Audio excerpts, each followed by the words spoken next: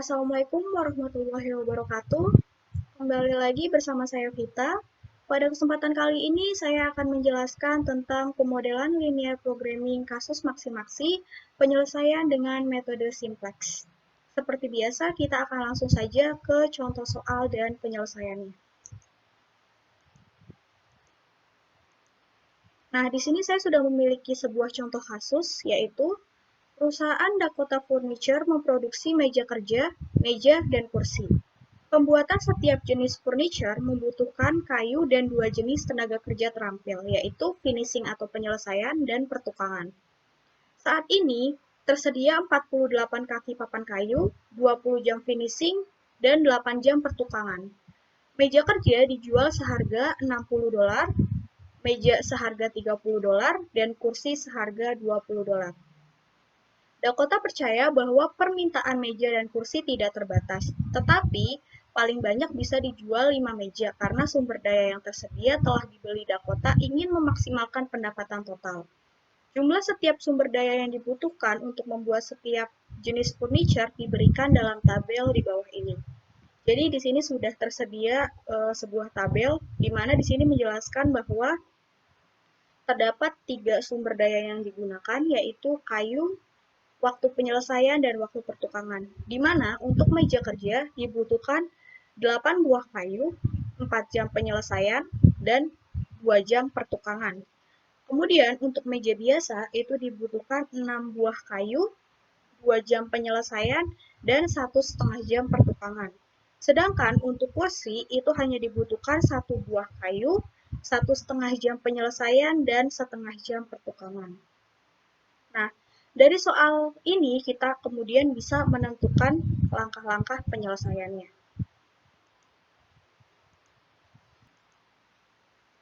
Seperti biasa, untuk langkah pertama yaitu menentukan variabel untuk mewakili masing-masing furniture yang akan kita buat. Di sini saya menggunakan variabel X1 untuk mewakili meja kerja, kemudian saya menggunakan X2 untuk mewakili meja, dan yang ketiga saya menggunakan variabel X3 untuk mewakili kursi. Nah, setelah kita menentukan variabel, selanjutnya kita menentukan fungsi tujuan. Nah, fungsi tujuan ini kita dapatkan dari harga masing-masing furniture yang tadi sudah ada pada soal. Nah, sehingga di sini fungsi tujuannya bisa kita tuliskan Z sama dengan 60X1 karena X1 atau meja kerja itu harganya $60. Kemudian kita tambah 30X2 karena X2 yaitu meja biasa seharga $30 dan kita tambah 20X3 karena X3 itu mewakili kursi dengan harga $20. Nah, setelah kita menentukan fungsi tujuan, selanjutnya kita bisa menentukan fungsi kendalanya. Nah, di sini ada fungsi kendala. Fungsi kendala kita dapatkan dari tabel di atas. Nah, seperti yang sudah disebutkan di atas, di sini kita tinggal menuliskan saja fungsi kendalanya. Yang pertama adalah untuk sumber daya kayu.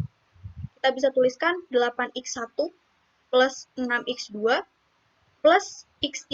Nah, karena tadi di soal disebutkan bahwa maksimal kayu yang tersedia 48, jadi di sini kita tuliskan kurang dari 48.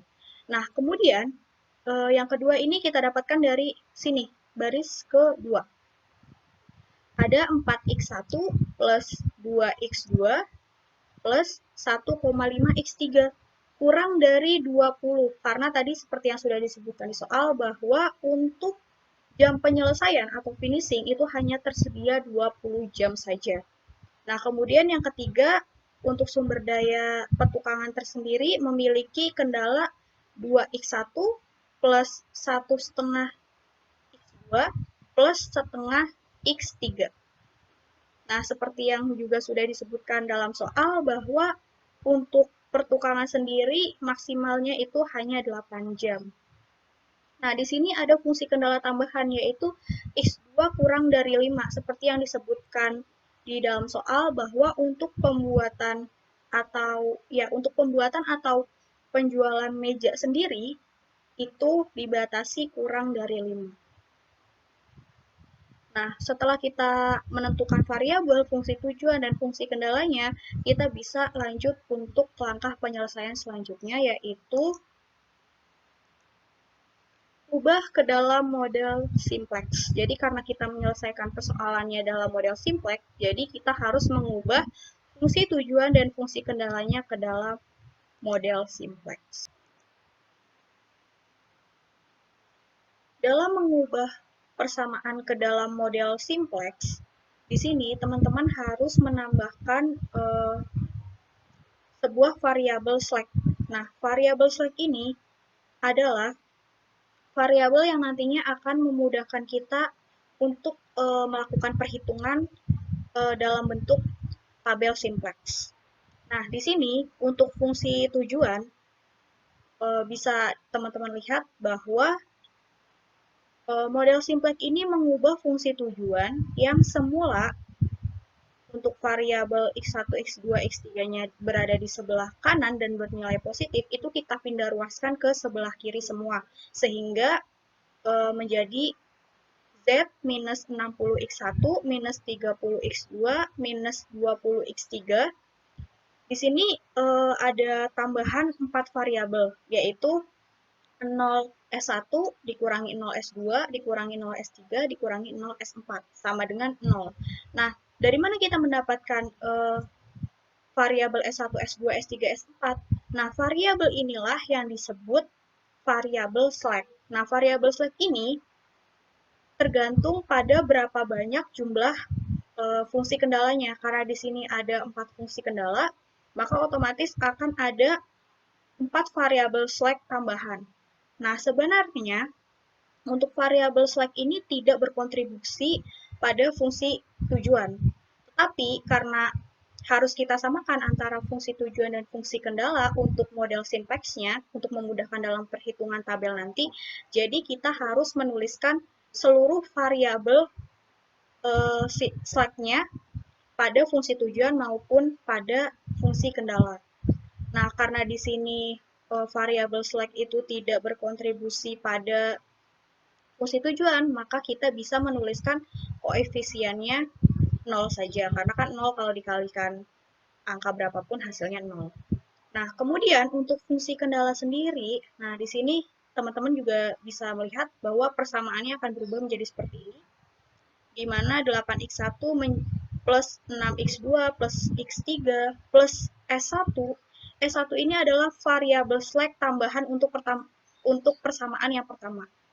Dan karena untuk variabel slack S2, S3, S4 ini tidak berkontribusi untuk persamaan atau fungsi kendala yang pertama, maka di sini bisa kita tuliskan koefisien nilainya 0, sama seperti tadi fungsi tujuan.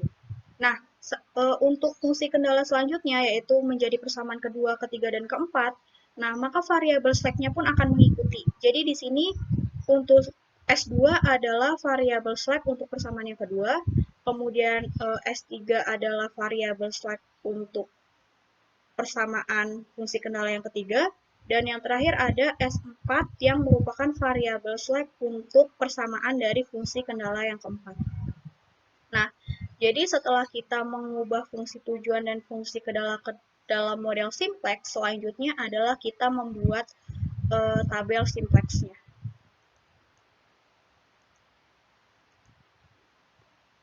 Nah, di sini teman-teman sudah bisa melihat bahwa ada sebuah tabel.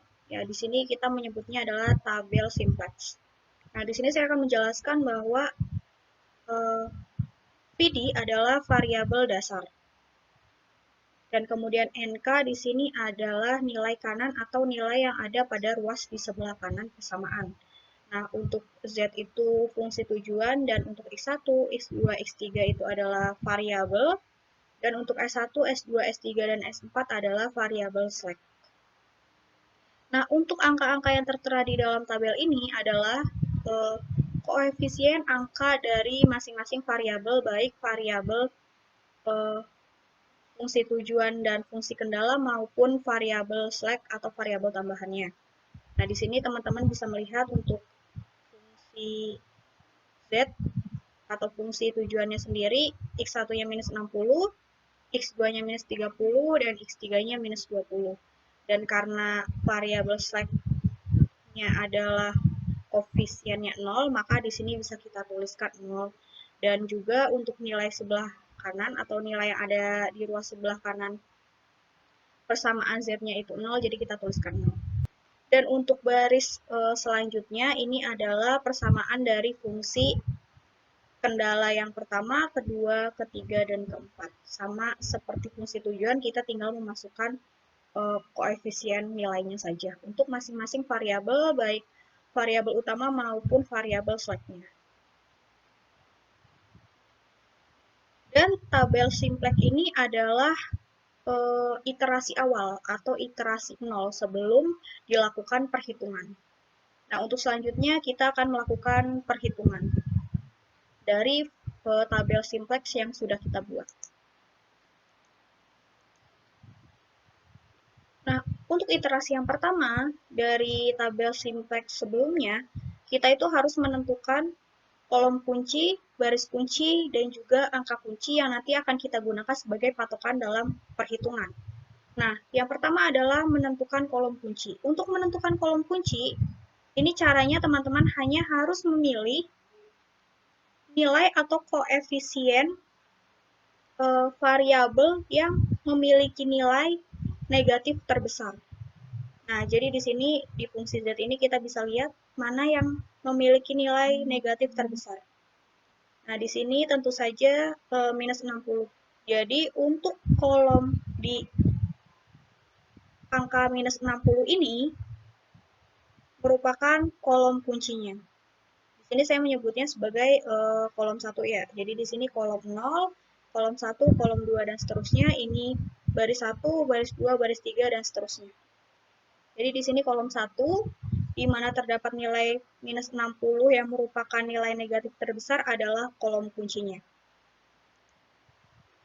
Nah, kemudian yang selanjutnya adalah menentukan baris kunci. Nah, untuk baris kunci sendiri, ini ada rumusnya, yaitu di mana NK atau nilai yang berada di ruas sebelah kanan dibagi dengan nilai dari kolom kunci yang tadi sudah kita tentukan. Nah, di sini saya menambahkan satu tabel, yaitu indeks, yang merupakan hasil dari pembagian NK dan juga kolom kunci. Nah, di sini teman-teman bisa melihat bahwa 48 dibagi 8 hasilnya 6, 20 dibagi 4 hasilnya 5, dan kemudian 8 dibagi 2 hasilnya 4.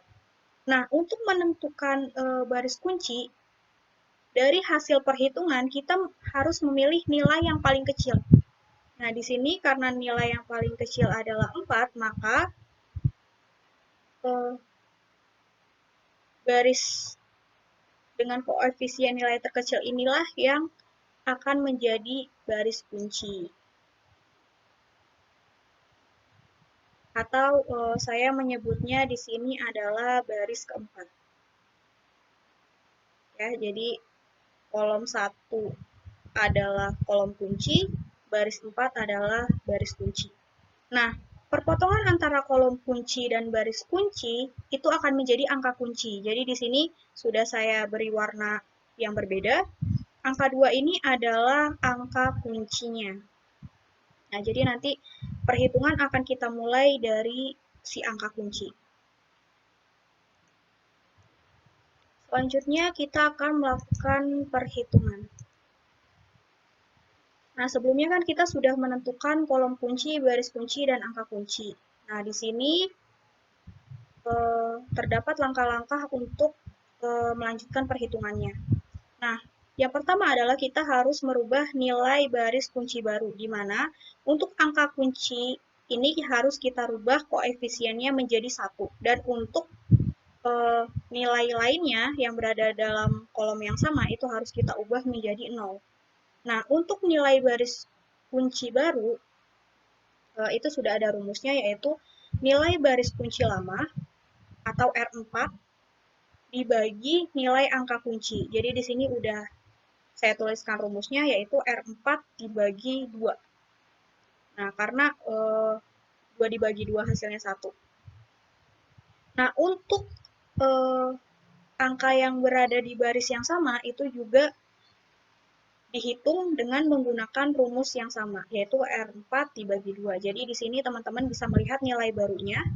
di tabel yang di bawahnya itu untuk baris keempat, ini untuk S3 berubah menjadi X1 ya, karena mengikuti perhitungan kolomnya.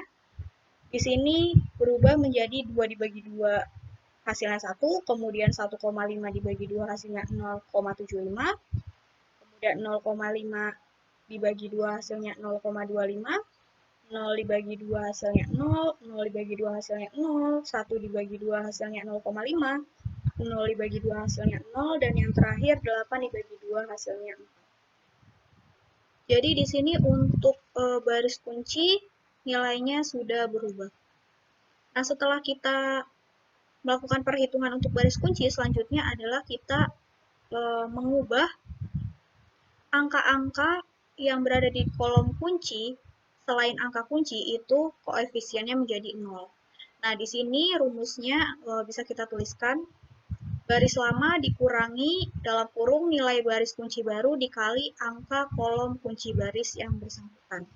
Nah, sebenarnya ini bukan rumus paten ya, jadi teman-teman sebenarnya bebas bagaimanapun rumusnya, asalkan ketika dihitung nanti angka-angka yang berada di kolom kunci selain angka kunci itu berubah menjadi 0.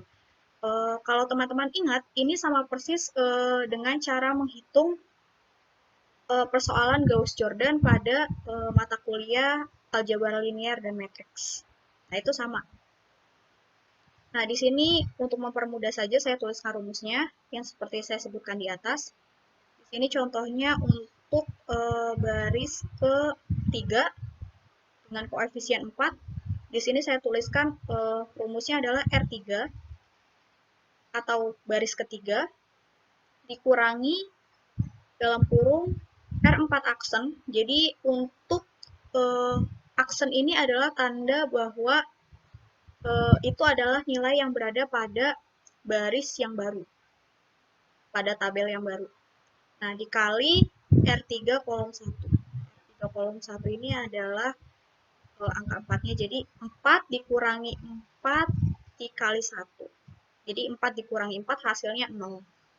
Nah, kemudian untuk masing-masing baris juga sudah saya buat rumusnya untuk mengubah koefisien angkanya menjadi 0. Jadi untuk di tabel yang di bawahnya ini, teman-teman bisa melihat bahwa koefisien angkanya ini selain angka kunci sudah berubah menjadi 0. Nah, untuk koefisien angka baris-baris di sebelahnya, itu juga harus dihitung sesuai dengan rumusnya. Jadi di sini saya tuliskan rumusnya, jadi otomatis masing-masing baris ini akan dihitung dengan rumus yang sama. Maka diperolehlah tabel dengan nilai seperti di bawah ini. Nah, kemudian di sini teman-teman bisa memperhatikan untuk tabel baru atau tabel aksen. Di sini teman-teman bisa melihat apakah fungsi tujuan Z-nya itu koefisiennya sudah bernilai positif semua atau belum. Nah, kalau misalkan nilai koefisien di baris Z ini sudah positif semua, maka artinya kita sudah mendapatkan nilai optimalnya.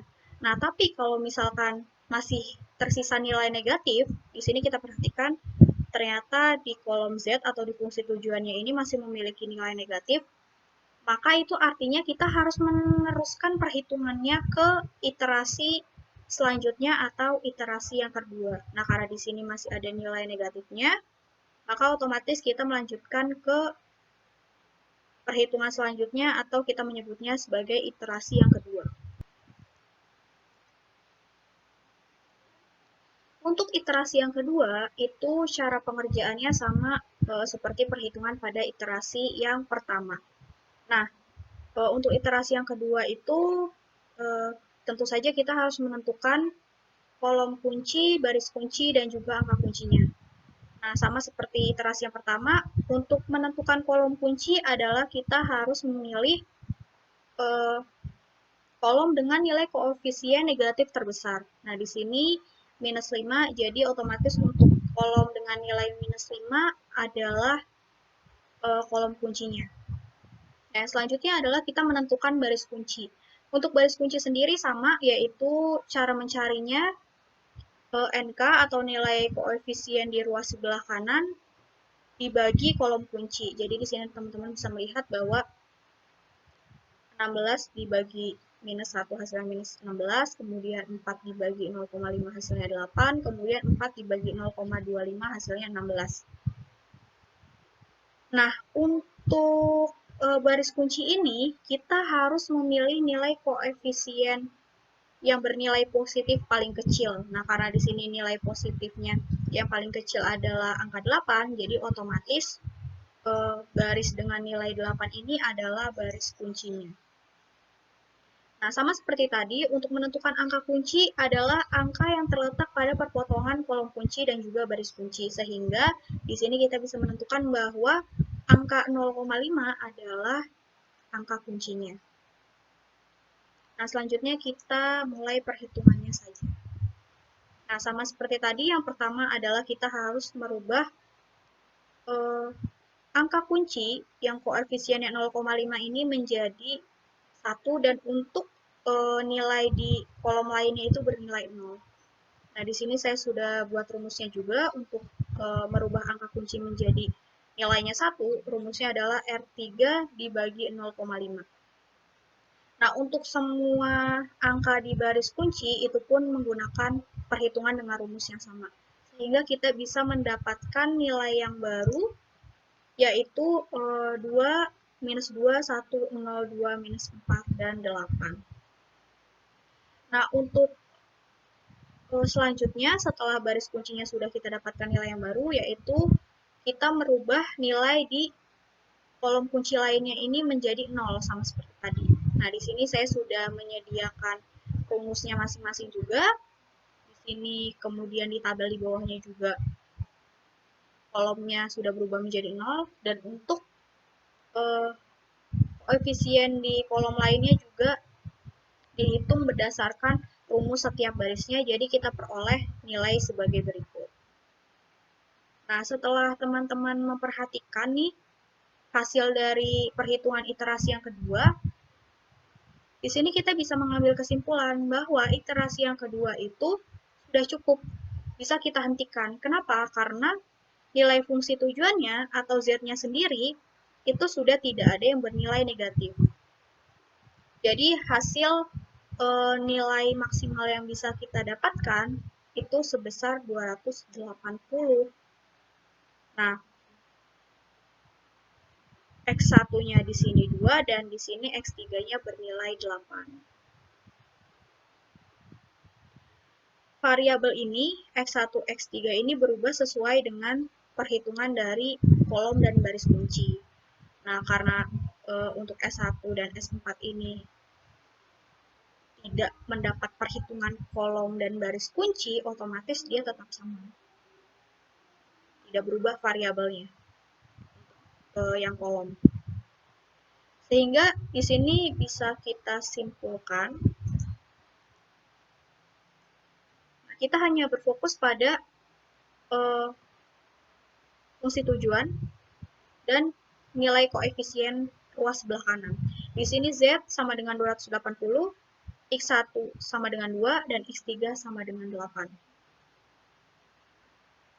Nah, dari perhitungan ini bisa kita simpulkan bahwa nilai dari X2 itu adalah 0. Kenapa? Karena di sini pada kolom 0 ini tidak ada nilai X2-nya. Karena dia tidak berubah, karena tidak ada perhitungan kolom atau baris kunci yang merubah variabel X2. Sehingga di sini bisa kita tuliskan bahwa X1 sama dengan 2, X2 sama dengan 0, X3 sama dengan 8, dan hasil dari fungsi tujuan itu sebesar 280 atau nilai maksimalnya yang kita peroleh. Nah, untuk membuktikannya, di sini ada pembuktian yang pertama, yaitu dengan memasukkan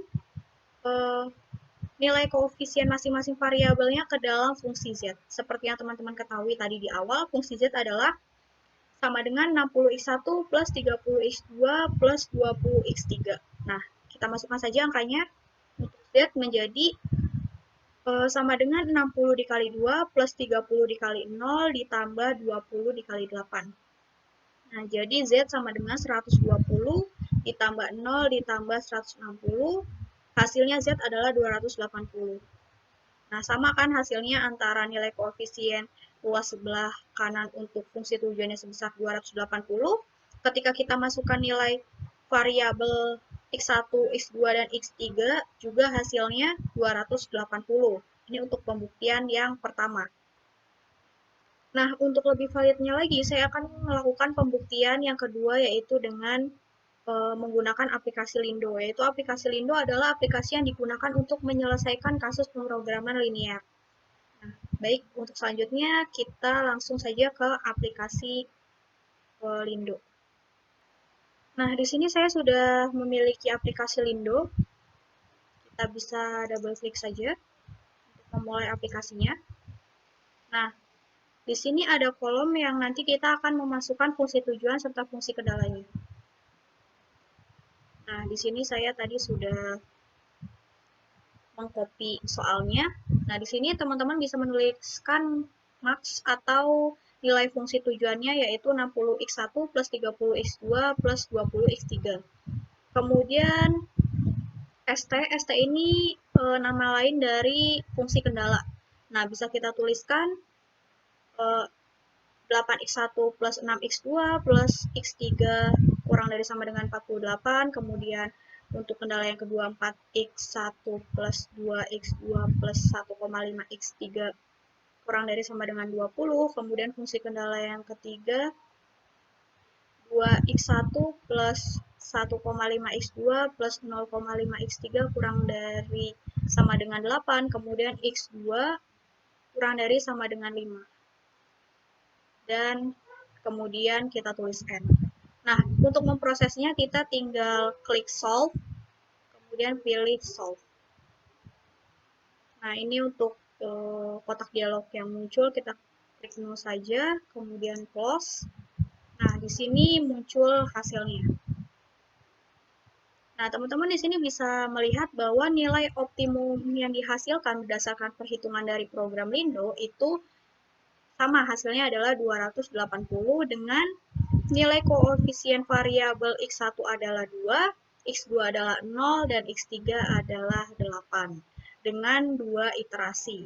Sama seperti ketika kita menghitung tadi, jumlah iterasinya ada 2, nilai maksimumnya yang kita dapatkan 280, nilai variabel X-nya untuk X1 sama dengan 2, X2 sama dengan 0, dan X3 sama dengan 8. Nah, maka dari itu berarti perhitungan kita menggunakan metode simplex sebelumnya itu nilainya sudah valid.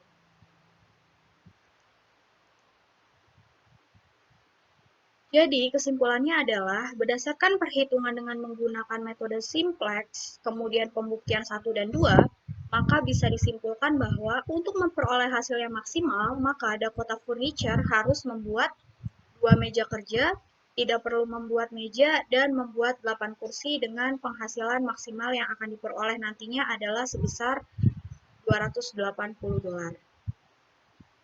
Demikianlah penjelasan dari metode simplex berdasarkan contoh kasus serta penyelesaiannya yang bisa saya sampaikan.